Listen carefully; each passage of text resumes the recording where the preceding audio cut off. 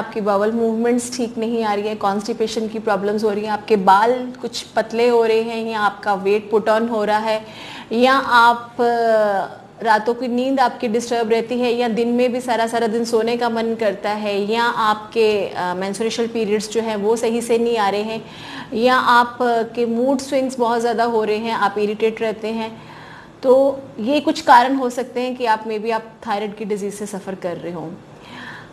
Hi everyone, this is dietitian Renu Verma and welcome back with my channel. Thyroid is a small butterfly shaped gland that sits here in our neck, और ये T3 और T4 hormones को release करता है जो कि directly और indirectly हमारे ईच एंड एवरी सेल के फंक्शनिंग के ऊपर उस पर कंट्रोल रहता है उनका, चाहे वो मेटाबॉलिज्म हो, चाहे वो एब्जॉर्प्शन हो विटामिन और मिनरल्स की, चाहे हमारे कोलेस्ट्रॉल लेवल्स हो, चाहे हमारा कॉर्टिसोल लेवल हो, हमारा स्ट्रेस हो, हमारा मूड हो, हमारे मेंस्ट्रुएशन की रेगुलेशन हो। तो ये सारी की सारी चीज़ें जो कंट्रोल में रहती है वो T3 T4 हार्मोन्स हमारे थायराइड ग्लैंड्स के ऊपर में रहती है। जैसे आप सब जानते हो कि हमारा जो शरीर है बहुत ही ज़्यादा एक फाइन मशीन भी है और इसके साथ साथ एक कॉम्प्लिकेटेड मशीन भी है। जितने भी हमारे ऑर्गन्स हैं, सिस्टम है या ग्लैंड्स हैं, वो कहीं ना कहीं कंट्रोल होते हैं एन नंबर ऑफ हार्मोन्स और एंजाइम से। और थायराइड ग्लैंड भी जो है that is also the part of our endocrine system. तो अगर मैं आपको थोड़ा सा समझाने की इसको कोशिश करूं तो ये बेसिकली इसकी फंक्शनिंग स्टार्ट होती है हमारे ब्रेन से और हाइपोथैलेमस से। Hypothalamus is like it's like a station headquarter of our body. Hypothalamus जो है वो सिक्रीट करता है, वो स्टिमुलेट करता है TRH थायराइड रिलीजिंग हार्मोन को रिलीज करता है, और वो स्टिमुलेट करता है पिट्यूटरी ग्लैंड को कि वो आगे स्टिमुलेट करे TSH। दैट इज अपना, अगर आपने थायराइड का टेस्ट कभी कराया हो तो उसकी आप प्रोफाइल देखोगे तो TSH आता है। तो जो पिट्यूटरी ग्लैंड है वो स्टिमुलेट करता है TSH को, that is thyroid stimulating hormone, और TSH जो है वो आगे रिलीज करता है, प्रोड्यूस करता है T3 एंड T4 हार्मोन्स को। तो ये कहीं ना कहीं सारे आपस में जो कम्युनिकेशन है उसी की वजह से थायराइड की जो फंक्शनिंग है वो प्रॉपर होती है। और कहीं भी जब इन जो मैंने अभी आपको बताया है TRH है या TSH है या T3-4 है या हाइपोथैलेमस है, अगर बीच में इनकी कहीं भी कम्युनिकेशन में गड़बड़ हो जाती है आपस में, तो there is the problem of hypothyroid creates. अब ऐसा नहीं है कि T3 T4 हार्मोन सही से सिक्रीट हो रहे हैं, TSH ने करे हैं तो there will be like disease called hypothyroid, ऐसा नहीं है। बेसिकली अगर देयर इज अ प्रॉब्लम कि अगर सही से अगर TSH की फंक्शनिंग में कहीं इनएडिक्वेट फंक्शनिंग हो रही है तो then it will be called as a primary hypothyroidism. और अगर कहीं पिट्यूटरी ग्लैंड से सही सिक्रीशन नहीं हो रही है TSH की, तो then it would be called as a secondary hypothyroidism.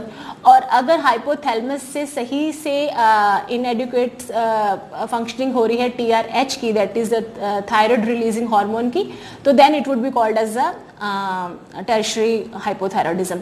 But यहाँ तक भी आगे बात खत्म नहीं होती है, बिकॉज T4 जो हार्मोन है, कभी आपने देखा होगा कि TSH अगर नॉर्मल भी है और T3 T4 भी बहुत ज़्यादा कंसिडर करते हैं, T3 कम है या T4 कम है, तो that can also be like called कि अगर आपको हाइपोथायराइडिज्म की डिजीज जो है वो कहीं ना कहीं वो स्टार्ट हो गई है। बिकॉज T4 जो है that is the potential hormone, और T4 आगे जाके कन्वर्ट होता है T3 में, और वो लिवर के अंदर कन्वर्ट होता है। तो अगर हाइपोथैलेमस में कहीं गड़बड़ है या कहीं पिट्यूटरी ग्लैंड में रिलीजिंग में गड़बड़ है या लिवर में T4 T3 की कन्वर्जन नहीं है, तो इन सारी कन्वर्जन में भी हाइपोथायराइड की डिजीज को हो सकता है। But now you would be must be thinking about it भी, क्यों ये सारी चीज़ें क्यों नहीं फंक्शनिंग होगी, क्यों हाइपोथैलेमस सही से रिलीज नहीं करेगा, या क्यों TSH जो है वो T3 T4 हार्मोन्स को नहीं स्टिमुलेट करेगा, प्रोड्यूस नहीं करेगा। तो इसका कारण अगेन हमारी लाइफस्टाइल के ऊपर आ जाता है। Because when you are not eating a sufficient amount of nutrition food, अगर आपकी डाइट में एक प्रॉपर न्यूट्रिशियस फूड नहीं है तो भी आपको हाइपोथायराइडिज्म की प्रॉब्लम हो सकती है। If you are constantly under stress, मतलब अगर आप आपकी लाइफस्टाइल और आपका जो डेली एक ऐसा ही आपकी वर्किंग ऐसी है या आपका एक रूटीन ऐसी बन गई है कि आपको बहुत ज़्यादा स्ट्रेस लेने की हैबिट हो गई है, या आपका कुछ सर्कमस्टांसिस ऐसे हैं कि आपका कॉन्टीन्यूसली, और आप वो भी ऐसे लाइट स्ट्रेस नहीं बट डीप स्ट्रेस लेने की अगर आपको आदत पड़ गई है, तो that can leads to hypothyroidism. और सर्टेन हार्मोन्स हैं जैसे कि प्रेगनेंसी के अंदर और मिनोपॉज के अंदर, ये कुछ एज इस एज के दौरान जो है काफ़ी चांसेस रहते हैं हाइपोथायराइडिज्म के। हालांकि जेनेटिकली डिसऑर्डर्स में भी हो जाता है but they are the rarest of the case. तो ये इन रीजंस की वजह से जो है, ये कुछ एक रीज़न है जिसकी वजह से हो जाता है। और इसके अलावा अगर आज के टाइम में बात करूं तो इन्वायरमेंटल फैक्टर्स का बहुत ज़्यादा मेजर रोल है। तो सबसे पहले हम इन्वायरमेंटल फैक्टर्स को ही डिस्कस कर लेते हैं कि आपका कहीं ना कहीं सबसे पहले जो चीज़ शुरू होती है वो होती है कि आपके इन्वायरमेंट, मतलब कि आप जो आपका घर है जहाँ पर आप ज़्यादा टाइम स्पेंड कर रहे हो या बाहर कहीं जा रहे हो, तो वो इन्वायरमेंट के अंदर बहुत से टॉक्सिन्स हैं जो कि हमारी हॉर्मोन्स का बैलेंस जो है वो बिगाड़ देते हैं। चाहे वो एक्स्ट्रा यूजेज ऑफ प्लास्टिक्स हो, तो प्लास्टिक्स को हमने अपने किचन का मेन एक पार्ट बना के रखा हुआ है आज के टाइम में। तो प्लास्टिक्स, अगर हम प्लास्टिक्स के कंटेनर्स के अंदर माइक्रोवेव को यूज़ करते हैं तो वो लीच होके उस जो खाना हम उसके अंदर पका रहे हैं या गर्म कर रहे हैं उसके अंदर लीच करके जा रहा है, वो हमारे हार्मोन्स को डिस्टर्ब करता है। या हम स्टोरेज कर रहे हैं इन कंटेनर्स के अंदर, तो वो भी कहीं ना कहीं वो लीच होके हमारे अंदर ही जा रहा है। तो throw away all your plastic container, start using this, you can use steel की कढ़ाई, यू कैन यूज़ दिस लोहे की कढ़ाई यूज़ कर सकते हैं, आप क्ले के बर्तन भी यूज़ कर सकते हैं, आप सिरामिक के भी यूज़ कर सकते हैं या ग्लास की चीज़ें यूज़ कर सकते हैं। They are like very helpful for creating this environment.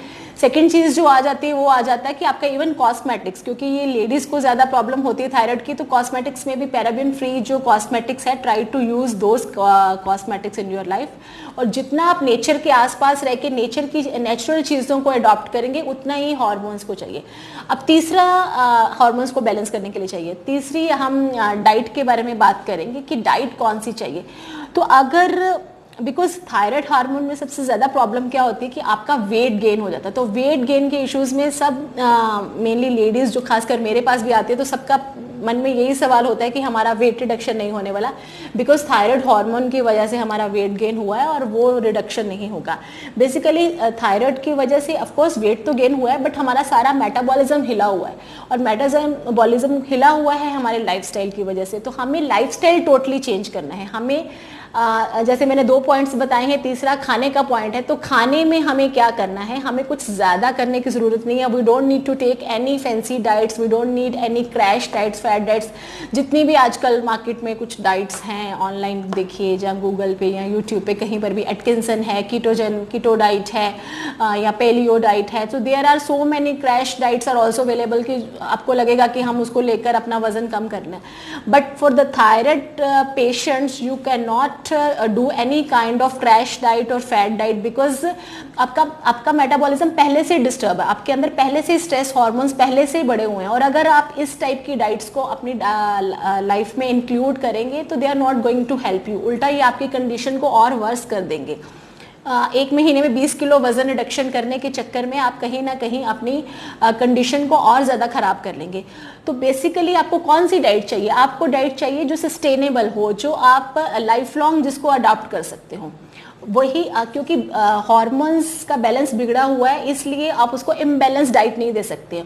The diet which have the right amount of proteins, fats, carbohydrates, all the vitamins and minerals. There are so many condiments and spices हमारी Indian kitchens में जो होती है, चाहे वो जीरा है, धनिया है, अजवाइन है, हल्दी है या हमारी सिनेमन है। तो इनके हम कुछ कंकॉक्शंस बनाकर, जैसे कोरिएंडर सीड्स का स्पेशली माना जाता है थायराइड के हार्मोन्स की रिवर्सल के लिए। तो थायराइड कोरिएंडर सीड्स का आप अर्ली मॉर्निंग ड्रिंक ले सकते हैं। और अगर मैं और स्पाइसेस की बात करूं तो दिस मेथी सीड्स एंड अजवाइन का जो ड्रिंक है वो भी इसके लिए, कंडीशन के लिए बहुत ज़्यादा अच्छा माना जाता है। तो ये कुछ चीज़ें जो है आप शामिल कर सकते हो। जो तीसरी जो चीज़ें आपको अवॉइड करने की ज़रूरत वो है आपके जितने भी ऑल द प्रोसेस्ड फूड्स हैं, बिकॉज हार्मोन्स डिस्टर्ब हैं, so you need to avoid all the processed and junk food from your diet. अगर आपके हार्मोन्स आपसे कुछ नहीं मांगते हैं, बस उसको एक नेचुरल और एक होममेड खाना ही चाहिए, सारी चीज़ों को, आपकी चीज़ों को, जितने भी आपकी डिस्टर्बेंसेस चल रही हैं उनको क्योर करने के लिए, you just need to use a good amount of healthy oils. जो भी आपको 80, 90, 100, 100 तक की रेंज में जितने भी रिफाइंड ऑयल्स आजकल मार्केट में अवेलेबल है, चाहे वो सोयाबीन ऑयल है या कोई भी राइस ब्रान ऑयल है, अगर जो इस रेंज में मिल रहे हैं तो they are not good for you. अगर सिंपल से फॉर्मूले से मैं बात करूं, जितने भी कोल्ड प्रेस्ड ऑयल्स हैं, चाहे वो पीनट ऑयल है, coconut oil is like loaded with lauric acid, तो coconut oil is really good for the thyroid patient. Coconut किसी भी फॉर्म में, you can take coconut water, you can take coconut oil अपनी diet में शामिल कीजिए। Dry coconut is also good. और flax seeds का ऑयल ले सकते हैं, सेसमी सीड ऑयल ले सकते हैं। तो कुछ इतने असेंशियल फैटी एसिड्स जो ये हैं, ये आप डेली अपनी डाइट में शामिल कीजिए। उसके अलावा सॉल्ट की अगर मैं बात करूं तो बिकॉज आयोडीन जो है वो that is a major factor की डेफिशिएंसी होती है थायराइड के पेशेंट्स को, but you need not to take a high amount of iodine things in your diet. आप नॉर्मल खाने में आप बीच में कॉमन सॉल्ट यूज़ कर सकते हैं, आयोडाइज्ड जो सॉल्ट होता है। उसके अलावा जो पिंक सॉल्ट है, जो हमारा सेंधा नमक होता है, तो मतलब उसको मिक्स एंड मैच करके दोनों सॉल्ट्स को आप यूज़ कर सकते हैं। उसके अलावा जितनी भी सीज़न आपके, जो आप जिस भी जगह पर रह रहे हो, जोन सी भी स्टेट में आप रह रहे हो, उस भी स्टेट में जोन सी भी लोकल आपकी फ्रूट्स एंड वेजिटेबल्स है, try to add as much as you can. जितनी भी आपकी सीजनल सब्जियां या फ्रूट्स आते हैं उनको ऐड ऑन कीजिए। और एक और जो मिथ रहती है थायराइड के पेशेंट्स को लेकर, वो रहती है कि क्रूसीफेरस वेजिटेबल्स जो हैं, जितनी भी, चाहे वो ब्रोकली है, कैबेज है, कॉलीफ्लावर है, केल है या टर्निप है या मस्टर्ड ग्रीन्स है, जितनी भी ये क्रूसीफेरस वेजिटेबल्स की जो है एक ग्रुप है, इनको हमें अपनी डाइट में नहीं शामिल करना चाहिए। But it's totally a myth, because ये रॉ फॉर्म में अगर हम खाएंगे तो ही, क्योंकि ये ग्लाइट्रोजन्स होते हैं तो ये कहीं ना कहीं इनहिबिटर्स की तरह काम करते हैं। बट अगर हम इनको रॉ फॉर्म में खाएंगे, ज़्यादा अमाउंट में खाएंगे, तो they can create problem. But अगर आप इसको अच्छी तरह से कुक करके खाएंगे, because you are not going to eat your this thing mustard greens and cauliflower या ब्रोकली, आप इनको कच्चा नहीं खाने वाले, आप इनको कुक करके खाएंगे, तो ये definitely they are not going to interfere in your thyroid functioning. दूसरा जो चीज़ आ जाती है, सुबह जब भी आप अपनी थायराइड की मेडिसिन खाते हैं, वो नॉर्मली 90% लोगों को नहीं अवेयरनेस होती है इस चीज़ की। If you are suffering from thyroid, तो आप उसको 30 to 40 मिनट्स का गैप देने के बाद ही अपना जो फर्स्ट मील है वो ले सकते हैं। और दूसरा, अगर आप थायराइड की मेडिसिन ले रहे हैं और अगर आप क्रूसीफेरस कोई वेजिटेबल्स लेना भी चाहते हैं, तो वो मेडिसिन के इमीडिएटली बाद जैसे जो ले रहे हैं, तो उस टाइम इन चीज़ों को अवॉइड कर सकते हैं। Later on in your diet for lunch और dinner you can have this cruciferous vegetable, one thing. Second thing जो है वो शुगर की है। तो sugar of course I always insist on की limit your sugar, avoid the sugary food. तो sugar को थोड़ा सा अवॉइड करके चलिए, बट 1 to 4 स्पून तक अलाउड है शुगर्स के लिए। तो अगर आप लेना चाहते हो तो आप ले सकते हो। Limit your salt intake, increase more water intake, 3 to 4 litres water I always insist कि आप लीजिए। नेचुरल फॉर्म में जितनी भी चीज़ें हैं, प्रोबायोटिक्स हैं, वो लीजिए। और सबसे इंपॉर्टेंट जो वाइटामिन और मिनरल्स होते हैं वो है B complex vitamin, vitamin D और सेलेनियम। सेलेनियम जो है वो बहुत ही ज़्यादा ज़रूरी एक इम्पॉर्टेंट विटामिन है इसके लिए, थायराइड के लिए। तो that is found in this pumpkin seeds and sunflower seeds. तो try to have those seeds in your diet. इसके अलावा ब्राज़ील नट्स जो हैं, 1 to 2, not more than that. Brazil nut is a great source of selenium. तो अगर आप वो diet में लेना चाहो तो वो ले सकते हैं। उसके अलावा हमारे जो हेल्दी सुपर फूड्स, देसी घी हैं, coconut oil, I have already told this about.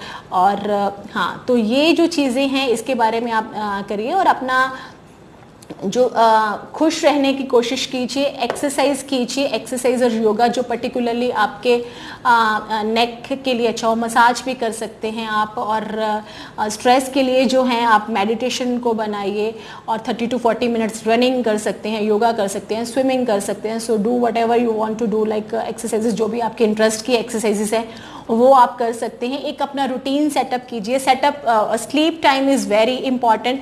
अपना एक बेड टाइम रूटीन फिक्स कीजिए कि बिकॉज ये प्रॉब्लम ही उन्हीं लोगों को आती है, देखा गया है ये, मतलब रिसर्चेस ने ये प्रूव किया है कि जिनका बहुत ही ज़्यादा इर्रेगुलर खाने की टाइमिंग्स है, इर्रेगुलर सोने की टाइमिंग है, कभी भी 12-1 बजे सो रहे हैं, कभी सुबह 11-12 बजे उठ रहे हैं, फिर ब्रेकफास्ट 1-1 बजे कर रहे हैं, फिर 3 बजे भूख नहीं लग रही है, तो सब हौच पौच करके वो जो चीज़ें अपनी लेते हैं, उसी की वजह से हमारे हार्मोन्स डिस्टर्ब होते हैं। तो कुछ ज़्यादा कुछ ऐसा नहीं है कि कुछ हमें कुछ टेक्निकली कुछ करेक्शंस करनी है, बस बी नेचुरल और अपना जो नेचुरल तरीके का जो लाइफस्टाइल होता था, जो हमारे ancestor use to follow the style, that we need to maintain it. एक अपना फिक्स टाइम कीजिए, नाइट रूटीन फिक्स कीजिए, वेकअप टाइम फिक्स कीजिए, do some exercises and drink enough water, have seasonal fruits and vegetables. And I think मैं आपका कहीं ना कहीं कुछ थायराइड की इश्यूज़ को सॉल्व करने में हेल्प कर पाई होंगी।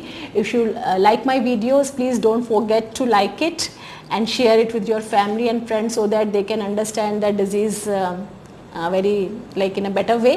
So thank you so much for watching me. Stay healthy and stay safe.